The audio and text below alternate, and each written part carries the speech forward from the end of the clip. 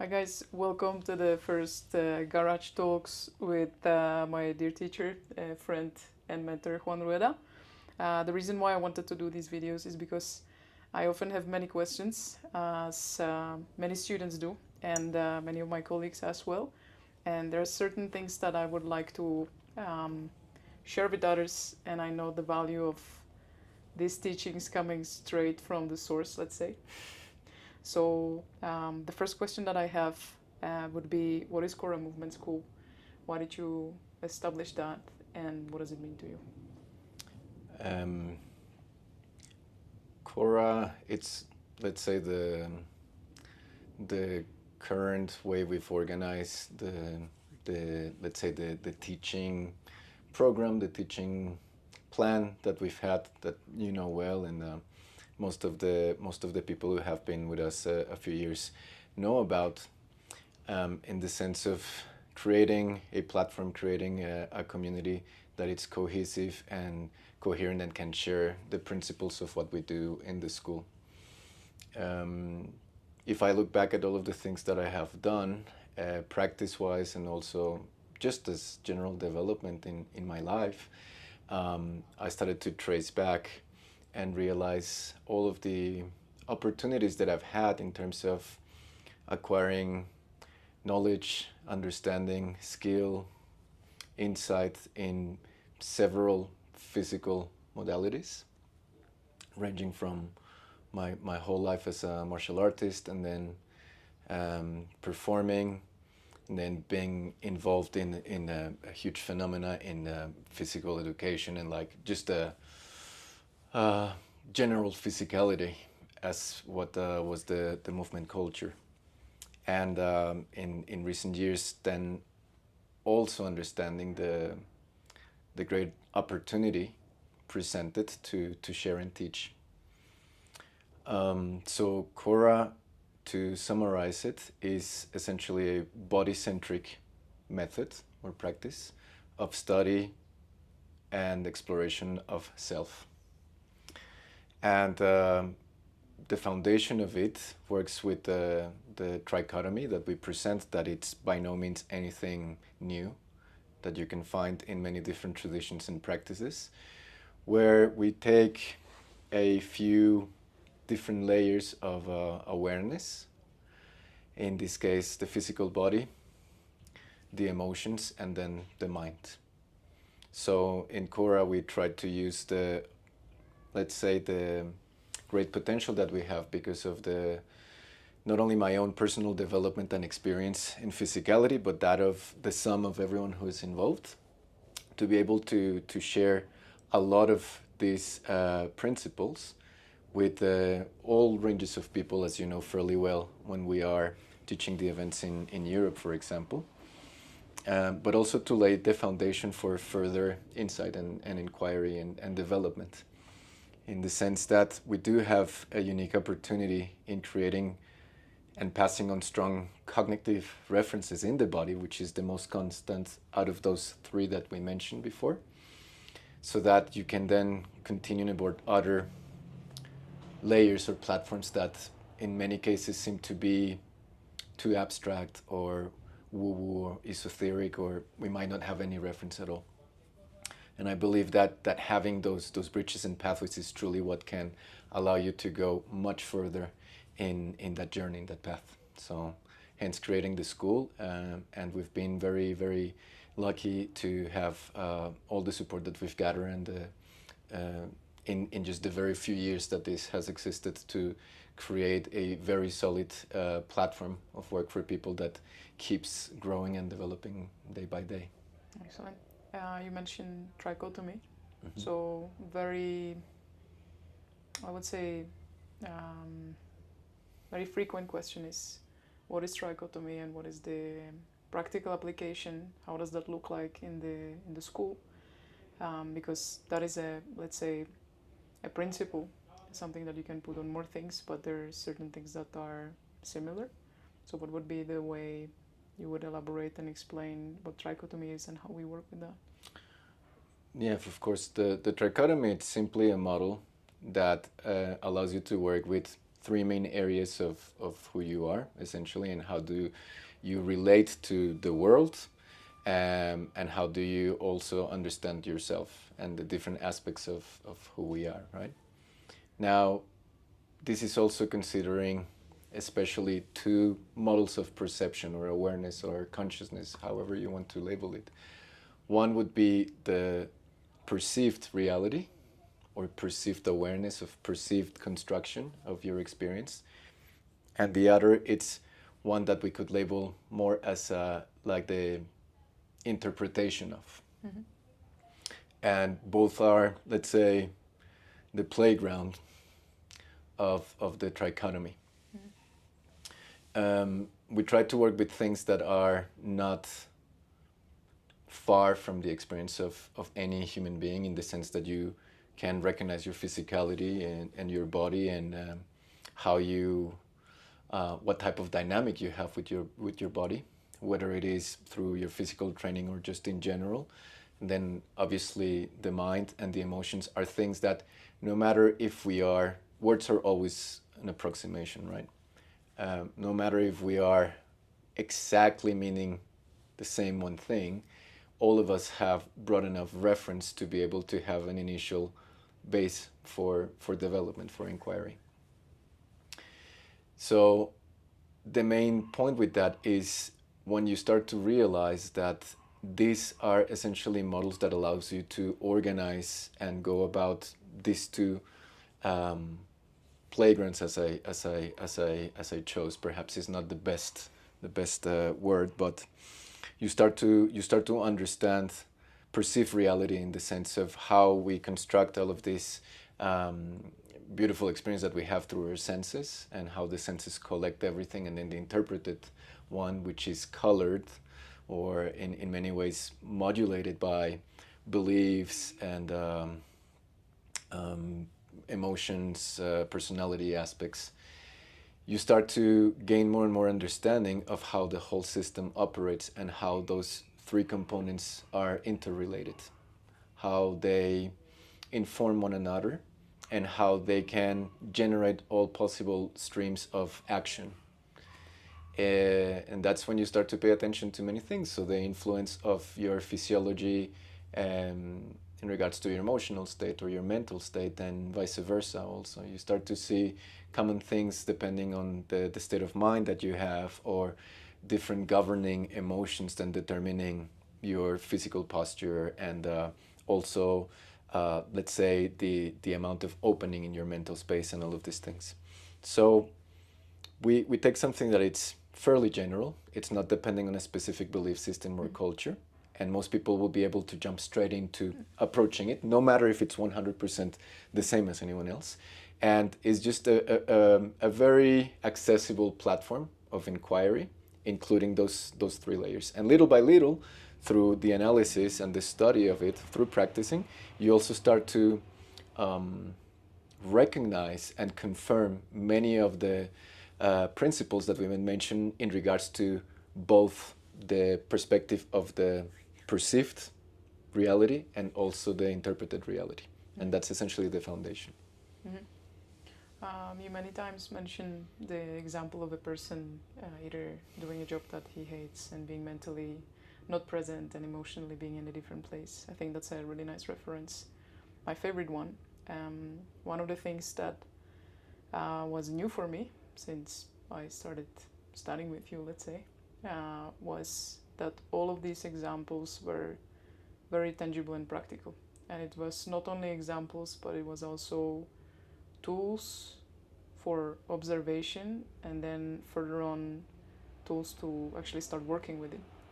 And I know that one of the major things for many people is the mental space, because we tend to run away and escape from where we are, which is the whole thing with presence and everything. And second thing is, and it's a question I receive very often, and I think it's a bit more challenging, but I don't want to put it in that way, because I know it's challenging for everyone, but at least with the woman that I work with in particular.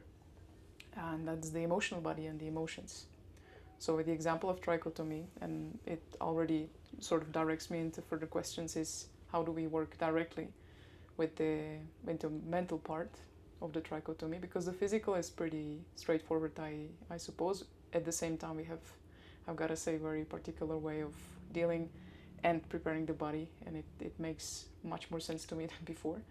And same thing with the emotional body. So what tools do we have, and why did you choose those for each of the layer? Can be. Yeah, of course. Well, a lot of it is through confirmation, both in observing myself, and then the process of many people that I've had the benefit of helping. So the aspect of mind in the school, you know, that we label this as mental skill training, right? And a big part of what we do, it's also acknowledge the opportunity that we have in the sense of presenting many of these things with all due respect to the sources in ways that might be able to make it more accessible to people, because we also have to acknowledge that many terms or names have a lot of static, a lot of resistance. And also a lot of confusion, right? So the mental skill aspect of it is simply understanding aspects of our mind, like capacities, qualities of our mind, that we want to refine, that we want to develop and train like we would train also physically, right? Yeah. And the main two would be concentration, your ability to focus, to concentrate.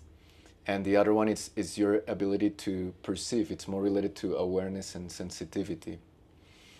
And that is also a way that allows us to introduce other aspects that come more from other belief systems.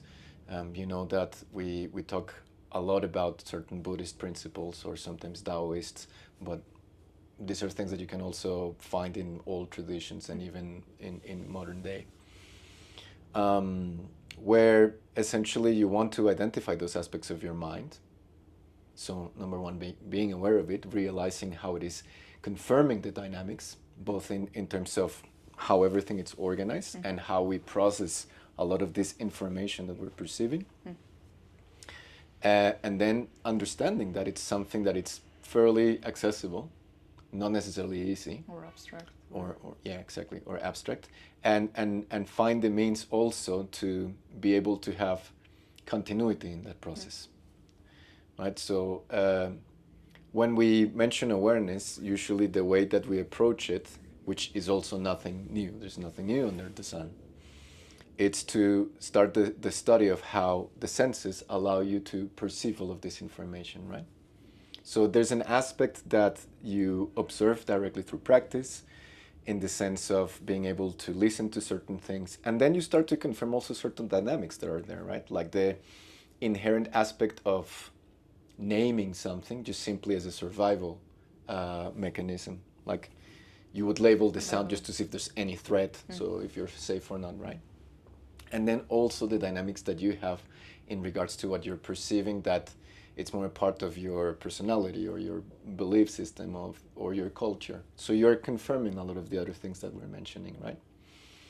And you have the potential, and you know that in application we do explore most senses and give people the perspective of how to approach this. So you start to understand these things in a very mechanistic way. When I say mechanistic or things that are very systematic, it's not to rob, you know, reality in life from the beauty of being here, right? I would say the opposite, though. Yeah, exactly. Yeah. Through practice, you confirm 100%. These things, right? Yeah. And that is also the door to understanding many other things, right? So we might not necessarily go deep into this, but it's when we establish that cycle of creation and destruction that it's so important to then be able to work with other ideas and principles from those traditions. And then from the aspect of concentration, it's also understanding the different layers of concentration and focus, right? Or because lack of. it's or lack of, absolutely. And similarities when it comes to physicality, right? Like how would you define focus and concentration? It's similar to strength, right? Like what are you quantify that? Or exactly. But all of these things that we're saying, there's almost this paradox, right? That it's fairly precise, and at the same time we encourage a lot of self-exploration and play and sovereignty, right? So it's something that, for as vague as it might sound, the minute that you start working with it, it becomes almost second nature, because you do realize that all of these things are always present. And the importance of it is also that from the very beginning, you understand that an important aspect of it is to establish that correlation with day to day. It's not like my formal practice now. The 10 correct, minutes. correct, because that's a Not big something challenge separate. when you approach certain practices, that there is no mechanism or strategy to be able to take ownership of these things, to truly implement these things, right?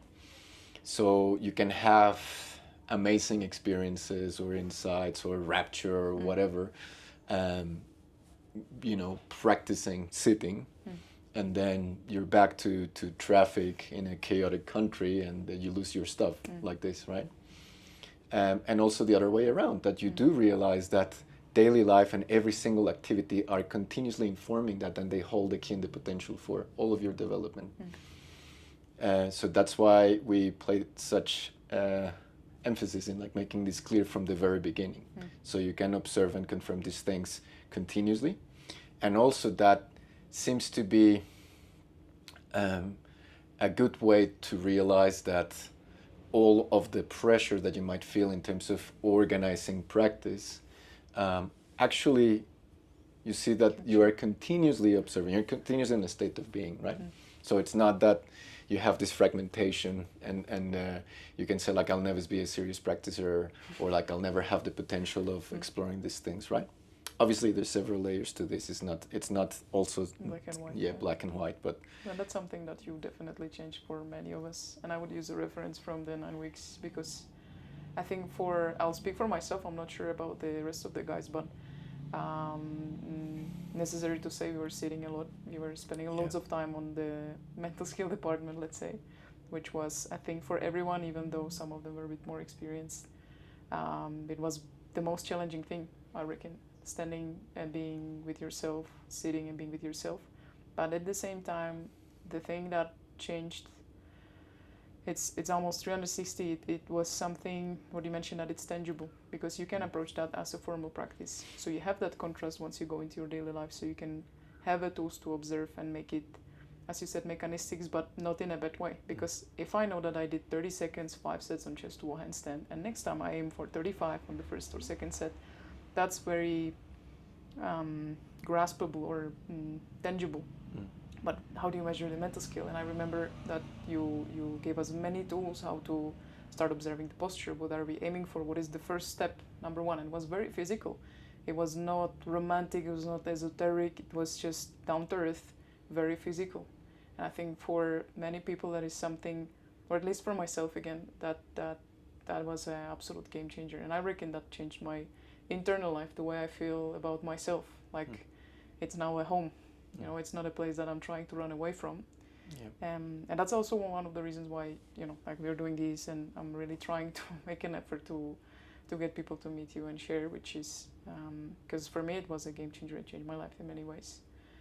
Because you finally start having tools. And it's not that it wouldn't be there, but it's sometimes so difficult because it's right in front of your face. Right. Or it's like you cannot see your own eye. So that is something that the teacher or partner can do for you, that they shed light on things that you don't see. So that I appreciate a lot, and it's important to say that you don't have to be binded to any tradition or Buddhist or anything. You can use it as a tools, and once you know what you're looking for, you have tangible tools, and you actually can make a progress that is measurable, so you are either focused or not. It's not something that is just, I just sit 20 minutes randomly hoping for a miracle to happen, which was my case in the beginning, because I didn't know what I'm looking for. Right. I never had the experience as I had with you to actually know what is that state that I'm looking for. And once you have that, it's like, okay, I might not be able to replicate that all the time, but I recognize that that's what's happening. Yeah, you point in the right direction. That is something that I think it's priceless, and I think also something that most people don't even know, that this is what you look for. Because why do we go to see a therapist? Why do we go to see a physio? Why do we go to see a teacher? Because you give the corrections and then you know what you're looking for. If you stay or not, that's a different story and different discussion. But so that with the mental skills, it's something that I appreciate a lot, and thank you for that. You're very welcome. The thing with the, as you're saying, in measuring progress, right, when it comes to the mental skills, it is challenging because it's not that tangible as, programming and like a progressive overload. Push Although ourselves. you can implement that, as you mentioned, right, in the different layers of organizing that for yourself, and it's like there you can be creative. You can absolutely, but it's like watching the grass grow, right? And that's how it's so important to establish that reflection with your day to day, because you will observe progress when you least expect it, when you start to identify the chain of events or the different triggers that get you to lose your stuff, right, or to get you to react, and all of a sudden you seem to have more ability to discern, right, to have more time, or the illusion of more time to react. And these are like the milestones that start to build that platform for you to gain that trust in what you're doing, and to continue along the way. And without it, it's like you're always guessing, and you're always chasing assumptions and certain things that I am not discrediting the importance of certain things, what traditions might point at or even mention. But essentially in that whole process, even when you're starting and you seem to have a certain clarity as to what is it that it's leading you, or what is the goal of it all. Why am I doing what Exactly. So you also start to recognize the different aspects of you that are dictating, like, why do I choose this or that or that or that? And that's when you start to be more at peace with yourself, and with the opportunities and the possibilities that are uniquely yours, as opposed to chasing ghosts and castles in the sky and many things that perhaps are not the most relevant thing for you, right? So absolutely. And still to this day, I'm very grateful for having the opportunity to share with you guys for those 9 weeks. It was a one in a lifetime type of thing, and just we had all of the conditions to make it happen, right? So I'm very glad that we share that collective experience, and to see where everyone is 100%. Nowadays. There's one thing with this, because I realized that, and I think I told you this like almost a year ago already, that there are situations like, your close person, family person ends up in a hospital and you don't know the result. And I remember that moment because I was teaching a class and something happened in the family, and there was just quietude. There was nothing else. And it's not that it doesn't touch you emotionally, but you recognize what you can do and you see it as an observer. And same thing with day to day, that I observe there is much less conflict within myself. And I'm not a person that would be like, I didn't even notice that this changed. And I was like, what is the last time that I had really bad mood, or I was just angry with the world or depressed? And it's not saying that this is the panacea for everything, but you start noticing, as you said, with the establishment of certain space between what is happening, the observation, and actually then you realize day to day that the internal environment is different. And you can see it with these big things or big informations, or little things that normally before would make you angry or would make you change mood, or like you cannot get the coffee, so you're a horrible person. And those things are happening less and less. So in terms of tracking a progress, this is something that is for me the most important thing, that it's making me feel more home with myself. So that was I remember I was sharing that with you. So I was like, this is the mental skill training. Okay. Yeah. So another topic that is massive, because that is one aspect that you share, and like for me again, like it sounds cliche, but for me those things are life-changing. And my tendency always was that whenever I found something that was valuable and changed my life and then eventually my students' life, I always wanted to share that with everyone. So that's why we do this. But the second question was then the tools that you are using in your teachings for emotional body or emotions in general, because that is a massive topic, let's say, especially these days. And for me to see and be able to observe that, not just during last 3 years, and being able to create a bit more space, especially with that, it's a massive thing. So if you can share your view on emotions in general, what is emotion, how we can work with it, because many of us are just how would you say, victim of our moods and external conditions, so we don't have a choice in it, or we think that we don't have a choice. Right. So anything that you have on that? I'll try to be as brief as possible with that. You don't have to as well. I'll just mention the physical body first, so we have a better reference of what I mean then with the emotions. If you look at the body, right, it's easy for us to recognize from like an anatomical or physiological point of view different structures, different systems, right? Like what we share often, that it's such a beautiful depiction from the Sacred Mirrors, yeah, from Alex Jones, where you can recognize the joints, the skeleton, the muscles, the soft tissue, the viscera, the organs, circulatory system, lymphatic system, nervous system, all of this, right? So you can recognize all of those layers of just simply the physical body. And you do also understand that in life there's all sorts of different processes that are necessary for you to live, to exist, to survive, right? And you do also recognize that there's different levels of, let's say, awareness, for lack of a better word. Make sure that that happens, right? So the aspect of you who seemingly makes certain choices on your day-to-day, it's not necessarily the one that it's monitoring that your heart beats, right? And then you can think of every single cell in your body, it's in a way sentient, but perhaps you might not have the ability to perceive that. And it's in this conglomerate that then you can also identify all of this almost, endless potential of singularity also, right?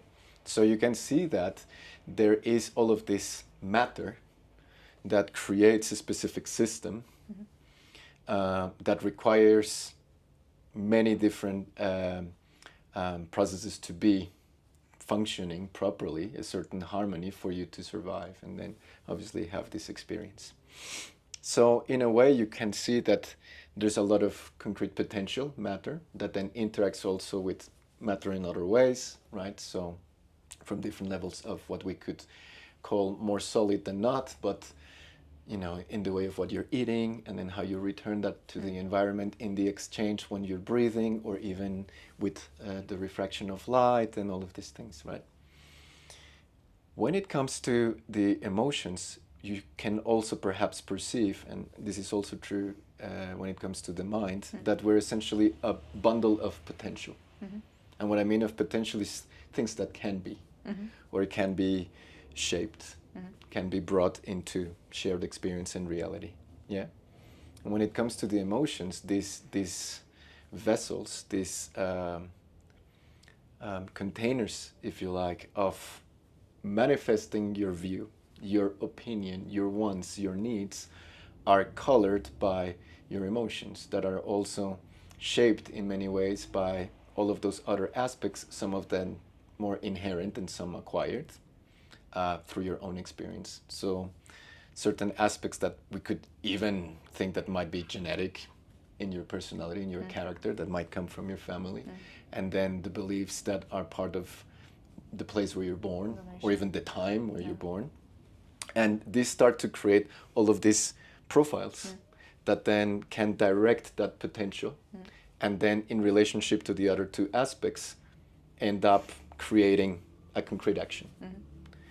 So in a way, what we might label the emotional body is the collection of all of these layers, if you like. Perhaps even you can use the term costume or mask, that organize all of this potential in a particular way for a specific outcome.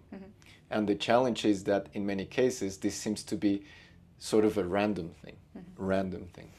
In the case that you do not realize which costume are you actually wearing in that particular moment. Who is talking? Right? So that's why I always give that reference to the movie Inside Out. I think it's brilliant, and it's actually very, very accurate. So when you do recognize not only that there is such a thing that can be perceived in a very concrete way, or like with practice and training, right? And also, this is why it's so important to discuss from the beginning the mental skill training and through your own physicality, perceived and interpreted reality, right? And then the dynamic that we have with what we feel and then what science can tell us, right? Because then there is no difference in the sense of you being able to perceive aspects of yourself in a very solid way.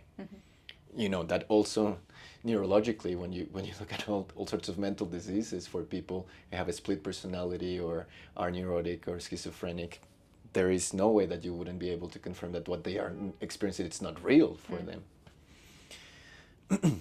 So once you understand that, basically you do have the potential of recognizing the potential in each one of those layers or vessels for your own benefit, you know.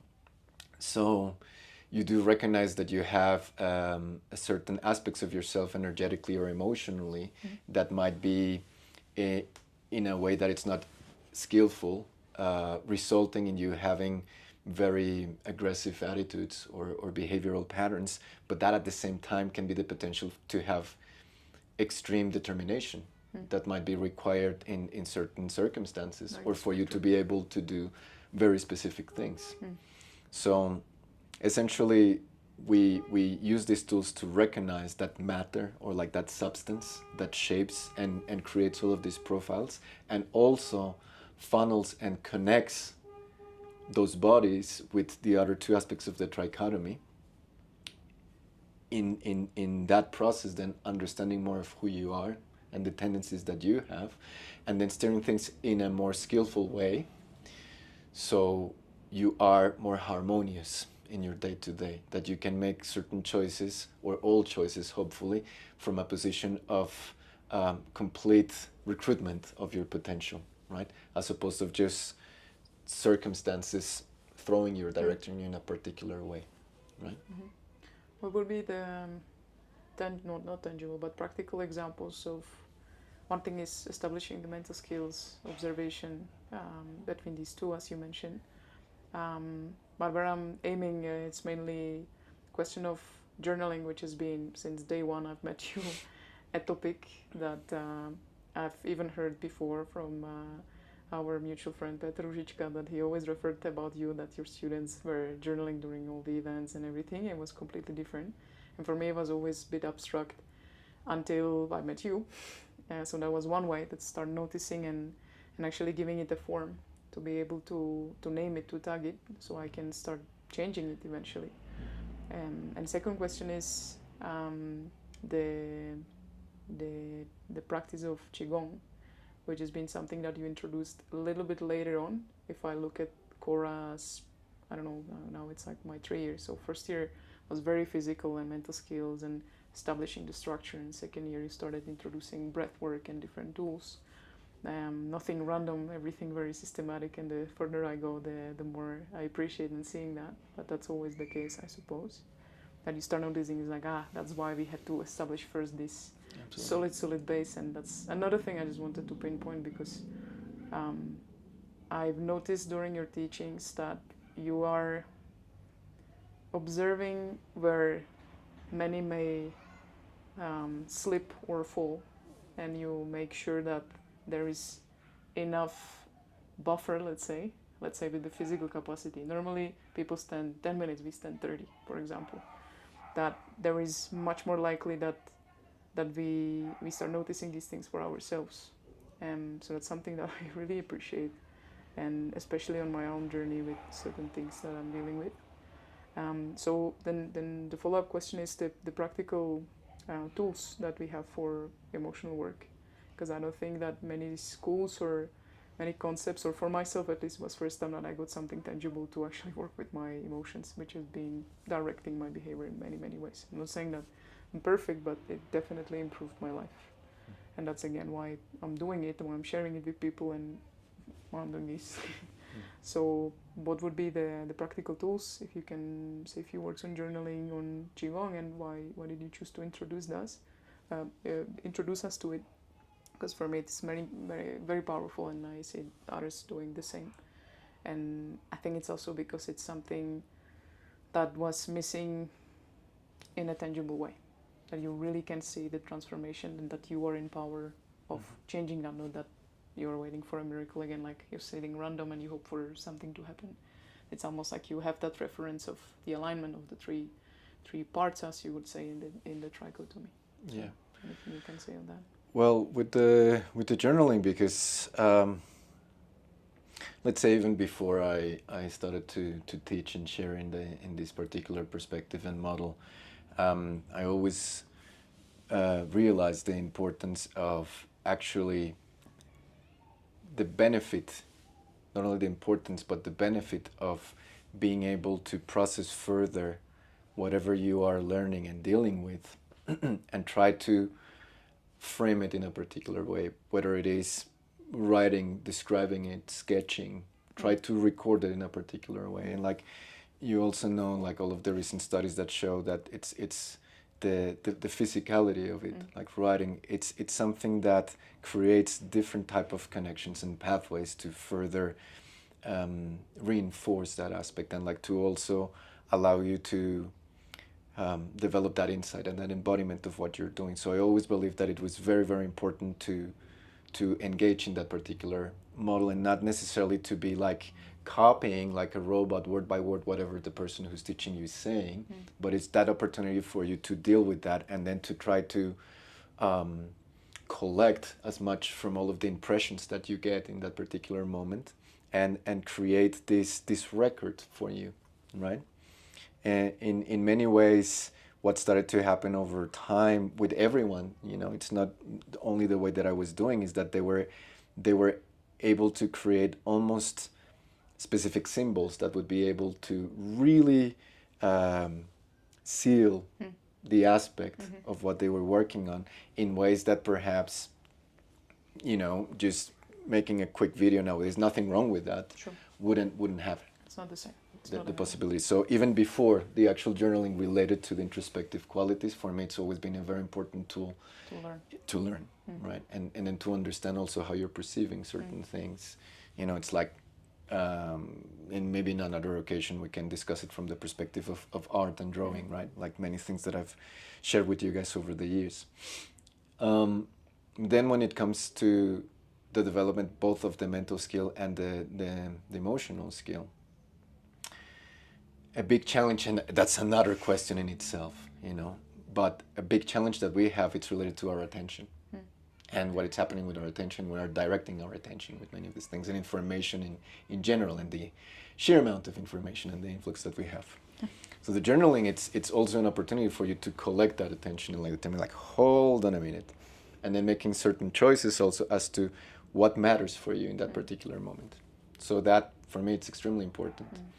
And then the other aspect of it is that essentially you're also in certain ways telling yourself what is important for you in terms of paying attention to many things. And this is not something that it's metaphysical. This is something that it's understood by marketing and design, and even the algorithms, you know, like manipulating your dopamine and all of these things is the same thing. So it's also an opportunity for you to determine that by yourself and say, like, this is what matters. This is what I need to be paying more attention to in my day-to-day. And also, when you're doing that and then you're recalling your day, certain things that at first might not seem so obvious, you start to recognize, like, oh yeah, these are the specific requirements for me to find myself in this pickle again, in this same problem again. And you start to recognize those things. And whenever you write something down also, essentially, you are creating a particular connection with your unconscious. It's your way to go in and tell yourself, this is important. Tagging, okay. Exactly. This is important, and this is what I choose to pay attention to, and how I start to direct my awareness and my attention. And that is not only important in the sense of being able to understand yourself and work and acknowledge everything that you have in you, but when it comes to the emotional training, like all of the Qigong, that is a huge aspect, because your main challenge in that process, it's disbelief. You know, in many cases you're just gonna tell yourself, like, this is bullshit, right? And this is, you know, this is a McDojo thing, and, you know, all of this, you know how it is. You tell yourself that you are, you drank way too much Kool-Aid, and you have no critical thinking and all of these things. So it's important that you understand also, because that's how you're determining, well, what is the actual dynamic. And it's always, again, because of the whole process that we have, and being able to go back to the body, going back to this, going back to your day-to-day, that you are placing yourself in a better position not to float away and, you know. More grounded. Exactly. Yeah, it's just one thing that I wanted to say, because I had a tendency to float around with many things. Many of us have. You know.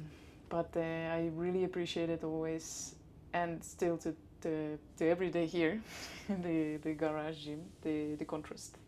The contrast and it can be something that you, I don't know, like the highest high, but you then go and you do dishes and you go and engage with your normal life. It's not something that is separate from life. It's just part of it. So it's not something that would create more separation within yourself and with the world, that you think you're more special because you do this and that, which Absolutely. has been a case. And the reflection and the observation, it's something that just keeps you grounded in the healthy way. Not that you belittle yourself or you cut your own legs, but in a way that you're actually able to see yourself, your tendencies that maybe were developed very early on that served certain purpose, and you're able to change that, which I think it's the most powerful thing you can give to people.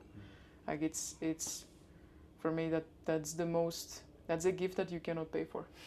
You know, it's like you get your life back in a way, and it's very strong for me to see that and to feel that. So thanks for that. So with the Qigong, I understand from my perspective and seeing the school and seeing all the development of myself and on the process that you took all the guys through, especially your long-term students and recently in the last years with the intensives, that there is a certain time when you introduce certain techniques and practices. Because, for example, there is a reason why in the upcoming workshops in Prague we start with the mental skill, and for people that are doing both, then we do the Qigong. And it's not that you need both, but there is a reason why we start with the mental skill, exactly because of what we discussed. So one question is your thought process from teacher perspective. When is the student ready to certain things, for example, or to stay on the safe side that you don't float away, which is always the potential. And second thing is, what is Qigong? And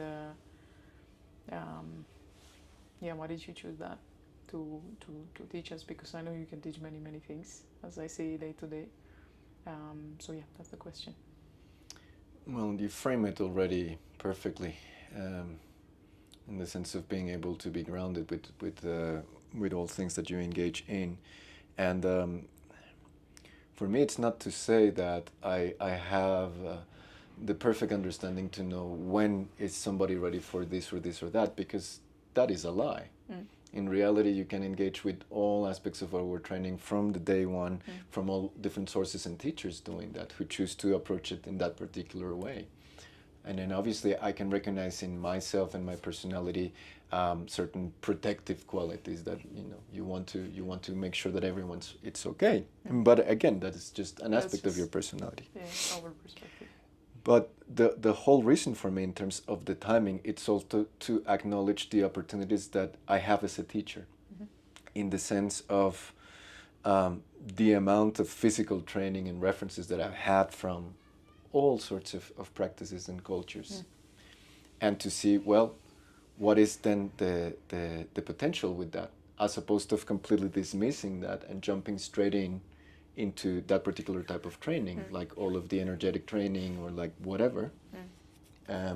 Not to dismiss it, and you know that it's something that I honor and that I'm involved in, but from my perspective of what is the contribution, how can we do these things.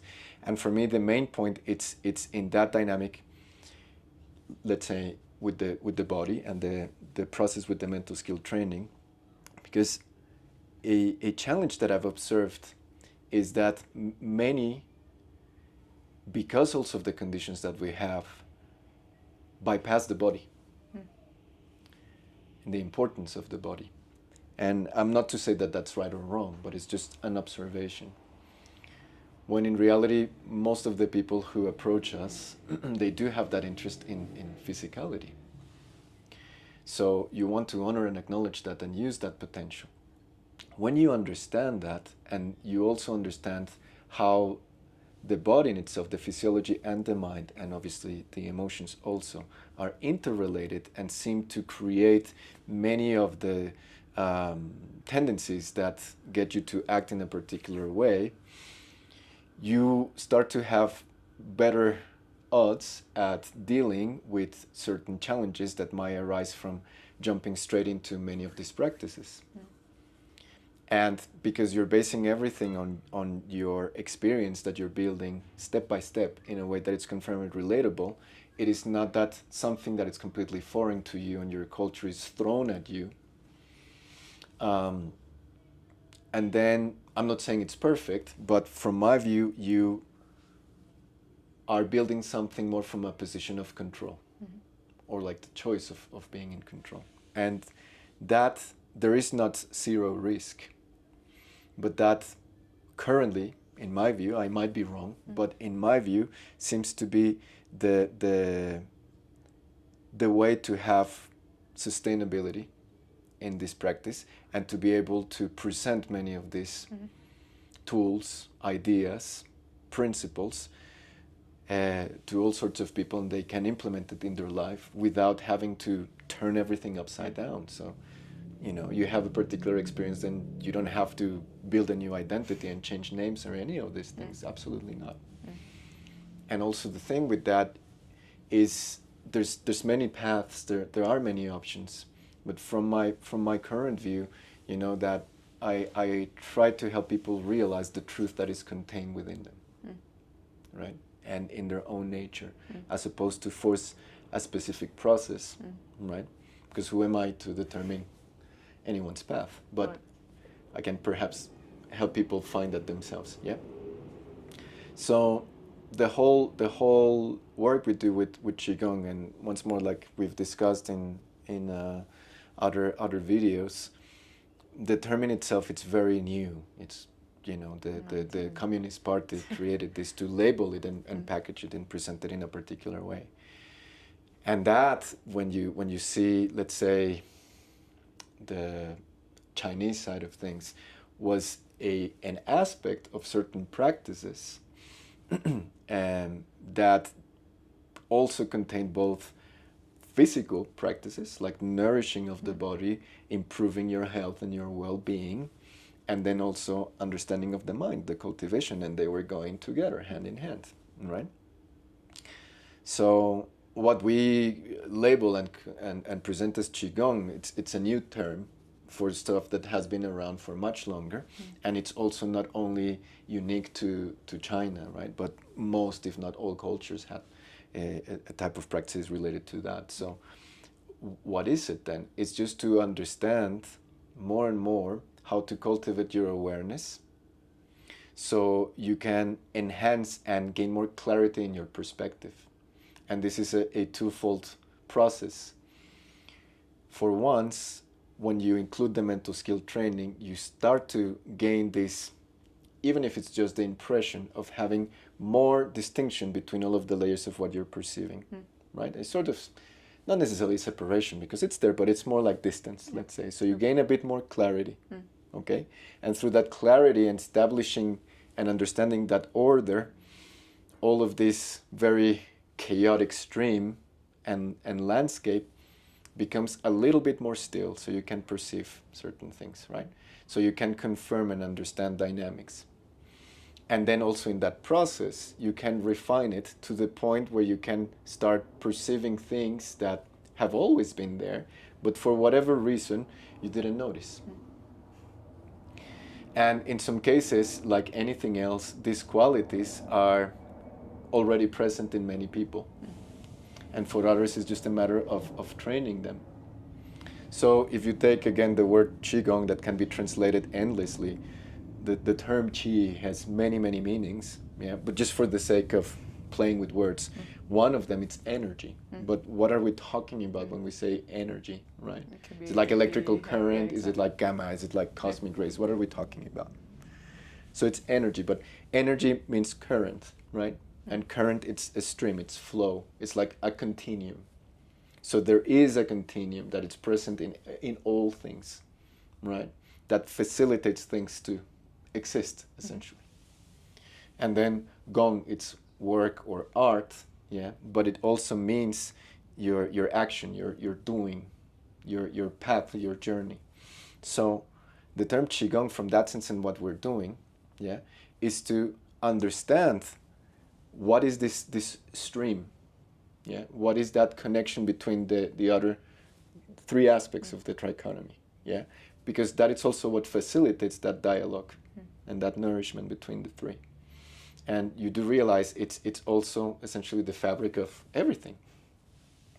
So essentially you gain a set of tools to be able to, let's say, open your awareness and your perspective to these things.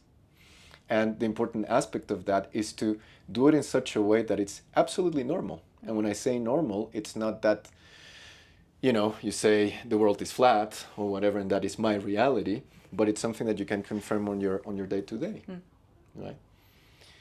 And that is the key for all of these things. If it's something that it's completely alien, that results in a sort of escape plan 100%. over the years, where you're hoping that the sky's going to crack open and, you know, To Earth and something might different happen, realities. and guess what? Maybe you will die waiting. Yeah. Maybe not. Who am I to say? Yeah, sure. Right? Sure. But in essence, with all of that, is just once you start to understand that stream and that refinement, clarity becomes a bit more accessible, right? And for that then comes the cultivation of presence. And there's just more and more refinement of what that is. If you think of what all traditions say, then, you know, everything is right there, right now, and it's not something to attain, right? That's a big clue. Okay.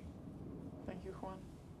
Yeah, I just one thing I wanted to mention with all of these practices, that since the day one, even in the sits, you mentioned one thing is the critical thinking and confirming for yourself, because one thing is what tradition tells you, or books tells you, or authorities tells you, and we have a tendency to project these things on authorities, on teachers, which is a big responsibility. But at the same time, since day one, since the first Q&A 4 hour at your home when we started the first 9-week journey, was to be in a position of power, being able to know or to confirm that you are the one who is in charge in terms of sitting, in terms of your experiences, in terms of your practices. It's not that you want to externalize that and place that upon someone else, which is a tendency that all of us have, that we much rather hear what to do. So what am I going to do? What practice should I be doing? Is this more important for me? But who can tell that for yourself? And that's another thing that I appreciate very much, because every time I try to do that, you always mirrored back with a question. And that's something that I appreciate a lot, and I feel that throughout all the events, and that has been quite a lot since I've started. All right, I think that would be enough for the first garage talk. Thank you for all that stayed and followed through the conversation. If you have any questions or any interests, and mainly questions that you would like to ask, please just comment or email us. And thank you so much, Juan. Thank you, Adri.